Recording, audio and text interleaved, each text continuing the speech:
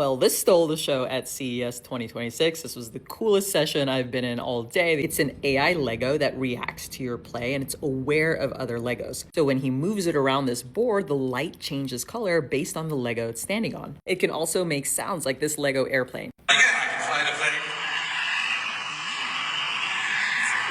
Upside down. Sorry, I can fly upside down. You don't have to turn it on, you don't have to press any buttons, you don't have to set anything up. It's just a brick coming in March, but the criticism so far is that for the new sets that include this, the detail of the Legos is not as rich and complex in order to reduce the costs.